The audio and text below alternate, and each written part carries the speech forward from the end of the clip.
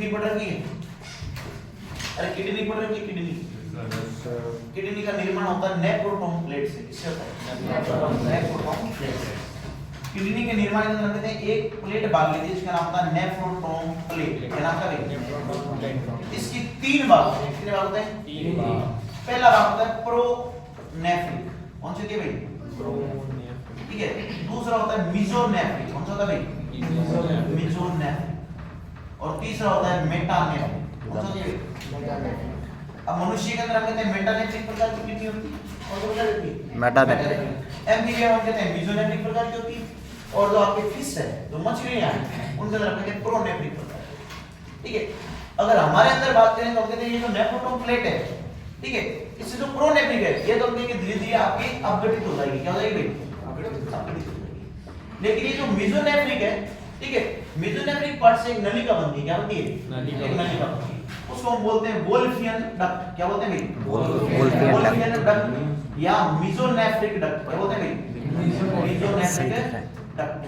और मेटानेफ्रिक से हम कहते हैं हमारी किडनी बनता है। अब देखिए, अब ये जो वोल्फियन डक्ट है ना, इसके पास में एक नलिका और होती है जिसका नाम होता है मुलेरिन डक्ट। क्या नाम होता है? मुलेरिन। तो हम कहते हैं महिलाओं के अंदर तो क्या होता है, ये जो मुलेरिन डक्ट है, ये जो मुलेरिन डक्ट है, इससे हम कहते हैं कि आपके जो द्वितीयक लैंगिक अंग है इनका निर्माण होता है। ठीक है। किससे निर्माण होता है? मुलेरिन डक्ट। ठीक है। अब मुलेरिन डक्ट से निर्माण किसका होगा? तो हम कहेंगे यूटेरस का होगा। किसका होगा भाई? यूटेरस बोले तो गर्भाशय। हम कहेंगे वेजाइना। क्या बोलेंगे भाई? वेजाइना बोले तो योनि। हम कहेंगे फैलोपियन ट्यूब। क्या भाई? Fallopian tube. फैलोपियन ट्यूब बोले तो अंडवाहिनी या डिंबवाहिनी। ठीक है। अगर हम लोग मेल में बात करें, किसमें बात करें भाई? तो मेल के अंदर कहते होता है वाई क्रोमोसोम। क्या होता है भाई? वाई गुणसूत्र। क्या होता है भाई? वाई गुणसूत्र। इससे एक कारक निकलता है। क्या निकलता है? उसका नाम होता है टीडीएफ। क्या होता है भाई? टीडीएफ यानी टेस्टिस डिटरमाइनिंग फैक्टर। क्या नाम होता है? Testis determining factor. ये क्या करता है? टेस्टिस के अंदर सर्टोली सेल का निर्माण करता है और उनको उद्दीपित करता है। किस पे काम करेगा? Sertoli cell. किस पे काम करेगा भाई? Sertoli cell. और सर्टोली सेल से एक हार्मोन निकालता है। क्या निकालता है? हार्मोन। इसका नाम होता है एएमएच। क्या नाम होता है? एएमएच। इसको हम बोलते हैं एंटी मुलेरिन हार्मोन। क्या बोलते हैं भाई? Anti Mullerian hormone. ये एंटी मुलेरिन हार्मोन है, ये क्या करेगा? उस मुलेरिन डक्ट को खत्म कर देगा। इसको करेगा? मुलेरिन डक्ट को खत्म कर देगा। तो अब इसके अंदर बची कौन? आपकी वोल्फियन। कौन सी भाई? वोल्फियन। तो हम कहेंगे इसके अंदर जो वोल्फियन डक्ट है, कौन सी भाई? वोल्फियन डक्ट है। इसका नाम क्या है? Mesonephric duct. क्या नाम है भाई? Mesonephric duct. क्या नाम है भाई? मेसोनेफ्रिक। इससे हम कहते हैं कि जो मेल के द्वितीयक लैंगिक अंग है उनका निर्माण होता है। और मेल के अंदर द्वितीयक लैंगिक अंग कौन-कौन से? जो वृषण के अतिरिक्त है वो सारे, जैसे हमने कह दिया अधिवृषण है। कौन है भाई? अधिवृषण है। हमने कह दिया शुक्रवाहक है। कौन है भाई? शुक्रवाहक है। हमने कह दिया शुक्रवाहिका है। कौन है भाई? शुक्रवाहिका। ये सारे जितने भी आपके द्वितीयक लैंगिक अंग है उन सब का निर्माण किससे होगा? वोल्फियन। किससे होगा?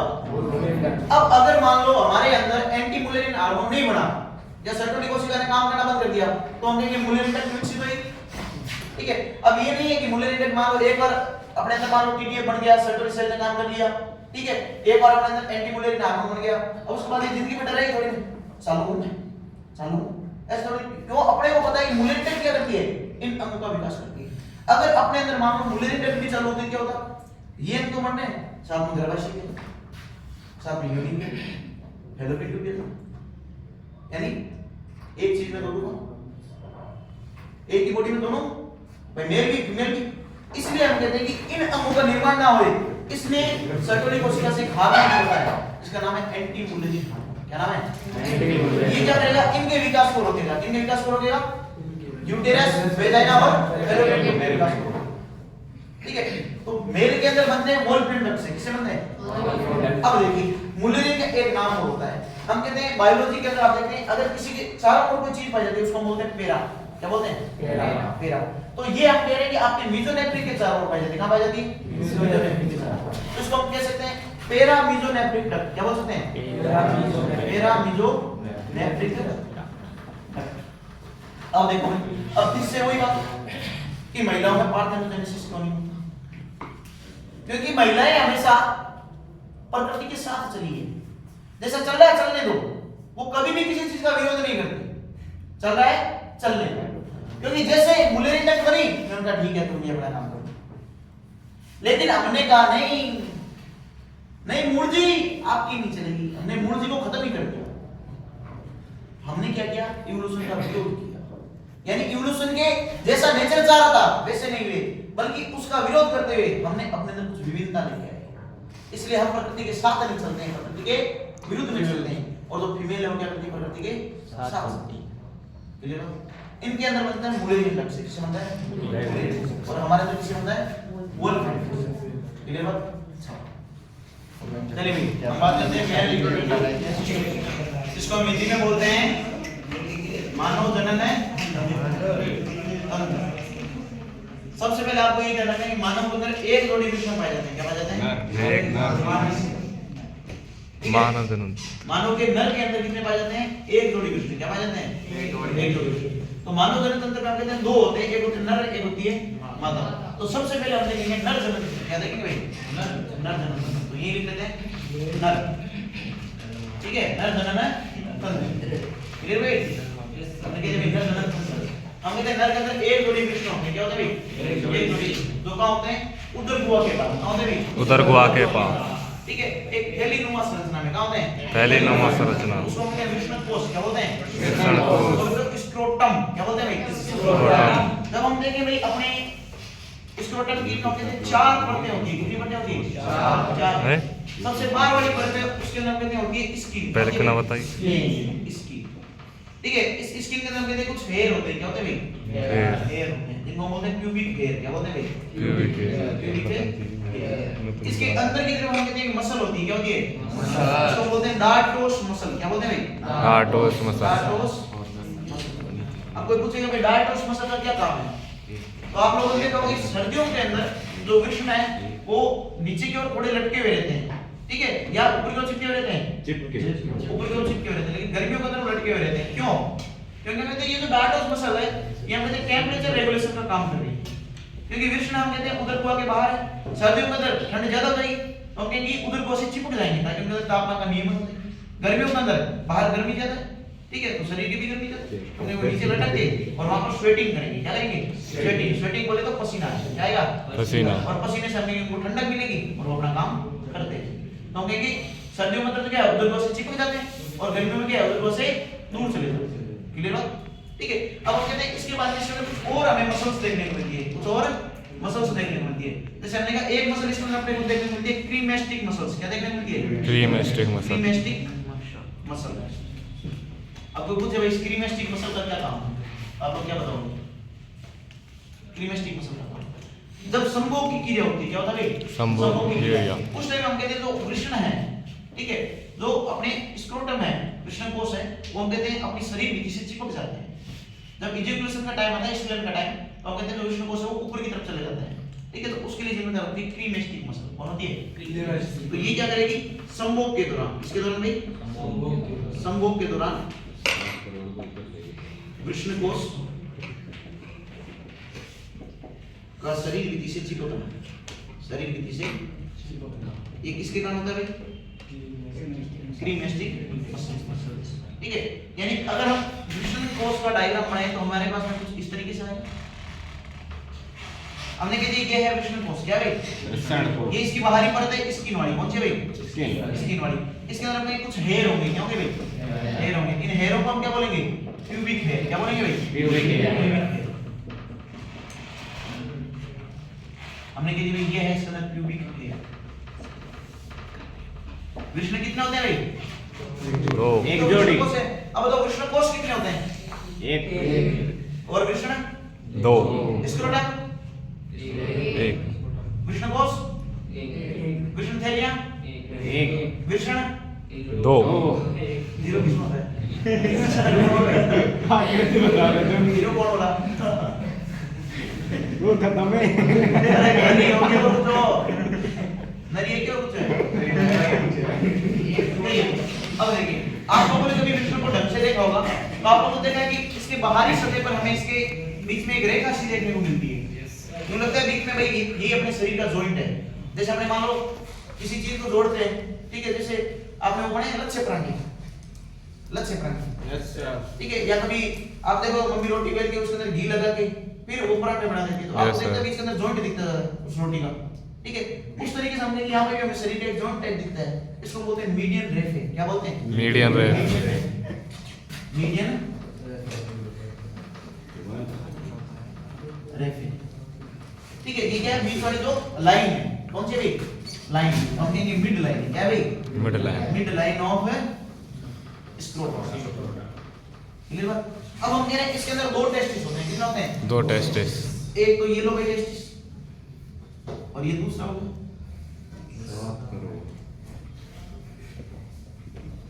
दूसरा टेस्टिस। अब देखिए ये राइट है कि लेफ्ट है? लेफ्ट। राइट है कि लेफ्ट। ये कौन सा है? राइट।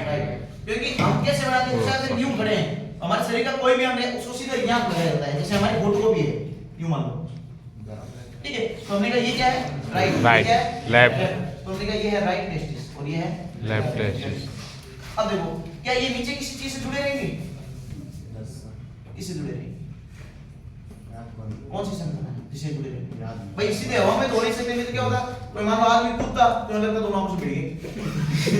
क्या होता? मान लो किसी भित्ति से टकरा गए, ठीक है। कोई मान लो चलता फिरते अगर यूं करके जाता तो ओए भिड़ गए। वो कंडीशन होता है। तो हम कहते हैं ये नीचे एक संरचना द्वारा जुड़े रहते हैं, उसको बोलते हैं गुबेटिक फिल्म। क्या बोलते हैं? गुबेटिक। इस संरचना को क्या बोलते हैं भाई? गुबेटिक।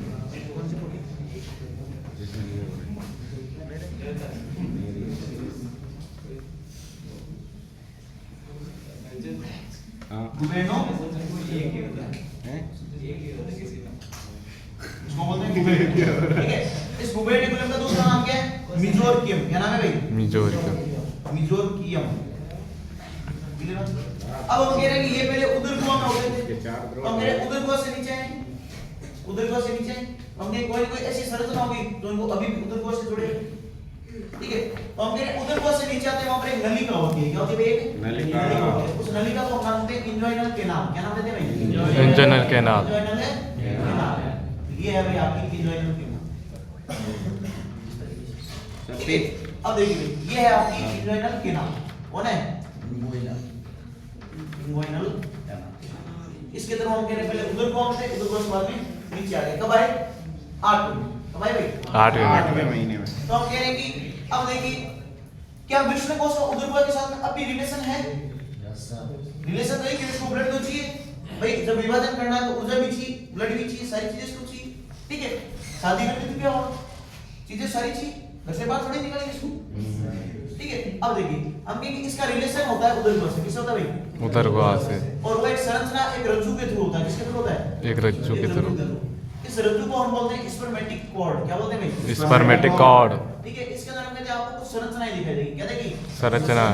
जिसके अंदर आपकी धमनी भी होगी, शिरा भी होगी, तंत्रिका भी होगी और साथ में भी होगी वसा डिफरेंस। क्योंकि यहां से हम कहते हैं तो शुक्राणु बन रहे हैं वसा डिफरेंस से तो पास जाएंगे। हम भी इसके अंदर एक संरचना होगी जिसका नाम क्या होगा? वसा डिफरेंस। तो अगर ये अपने पास में जो संरचना बन गई इसको हम बोलते हैं स्पर्मेटिक कॉर्ड। क्या बोलते हैं भाई? Spermatic cord. Spermatic cord. इसके अंदर क्या क्या दिखेगा आपको? तो हमें ये आर्टरी दिखेगी। क्या दिखेगी भाई? आर्टरी। आर्टरी दिखेगी। आपको वेन दिखेगी। क्या दिखेगी भाई? वेन। वेन दिखेगी। आपको नर्व दिखेगी। क्या दिखेगी भाई? नर्व। नर्व दिखेगी। आपको वासा डिफरेंस दिखेगी। क्या दिखेगी भाई? वासा डिफरेंस। वासा डिफरेंस। और साथ में हम कहेंगे लिम्फ वेसल की जाएगी। क्या देखेगी? Lymph vessel. तो आपको क्वेश्चन ये पूछ सकता है कि स्पर्मेटिक कॉर्ड के अंदर क्या क्या संरचनाएं होती है, ठीक है। इनमें से कोई चार दे देगा, एक मान लो कोई एक्स्ट्रा दे दे, एक दे दिया एओर्टा, ठीक है, या उसने दे दिया मान लो पल्मोनरी वेन, कुछ भी दे दिया। पल्मोनरी वेन तो अपने को पता फेफड़ों में होती है या ना चाहिए, ठीक है। तो हम कहेंगे ऑप्शन के अकॉर्डिंग देख लीजिए ये 5 चीजें होती हैं इसमें होती है स्पर्मेटिक कॉर्ड। अब हम लोग बात करते हैं इंजोइनल कैनाल की। किसकी बात करते हैं भाई? इंजोइनल कैनाल। इंजोइनल कैनाल। ये है अपनी इंजोइनल कैनाल, ठीक है। अब इंजोइनल कैनाल का निर्माण होता है कैसे? कहां पर होता है? तो हम कह रहे हैं भाई जब हम मां के पेट में थे, ठीक है, तो तीसरे चौथे महीने के अंदर हमारे तरफ कहते हैं तीसरे महीने तक लगभग फर्स्ट ट्राइमेस्टर होता है, मतलब कहते हैं लगभग सभी अंगों का निर्माण हो जाता है, ठीक है। तो हम कह रहे हैं जब हम मां के पेट में गर्भाशय में थे तो हम कह रहे हैं हमारे जो वृषण है वो लगभग यहाँ पर थे, उधर को, क्योंकि हमारी किडनी का है यहाँ पर, और किडनी के अंदर हम कहते हैं जो अपनी मेसोनेफ्रिक डक्ट है उससे बनते हैं, ठीक है। मेसोनेफ्रिक डक्ट यहाँ है, ठीक है। यहाँ से हम कह रहे हैं अपने अंदर क्या बनना है, वृषण बनना है, ठीक है। अब वृषण बन रहे हैं तो वृषण को अपने को तो लाना है उधर गुहा के बाहर, उधर गुहा के बाहर लाएंगे कैसे, वहां पर कोई छेद थोड़ी है। तो हम कहते हैं अपने जो एब्डोमेन है, अपनी जो उदर गुहा है, उसके अंदर जो पेशियां हैं, एक सुपर पेशिया जो ऊपर वाली और एक डीप वाली नीचे वाली, इनके बीच में हम कहते हैं एक छोटी सी नलिका नुमा संरचना जाएगी, ठीक है। और उसके थ्रू हम कहेंगे अपने वृषण है वो उदर गुहा से बाहर आ जाएगी। इसी नलिका को हम क्या बोलते हैं, इंजोइनल, क्या बोलते हैं, इंजोइनल। ये लो, तो हमने कहा जब 8 महीने के अंदर ये वृषण नीचे आएंगे, ठीक है, तो इनको रक्त वगैरह की आपूर्ति कौन करेगा, स्पर्मेटिकल कोड कौन करेगा भाई, उसके अंदर क्या आता है, artery, when, vas deferens, lymph vessel, ठीक है। अब हम लोग कुछ बातें वो भी कर लेते हैं कि जैसे 8 महीने से पहले वाली बात, ये तो एडल्ट की बात होगी ना, तो 8 महीने से पहले की बात करते हैं, थोड़ा छोटा होगा तो नाम सुनो। देखो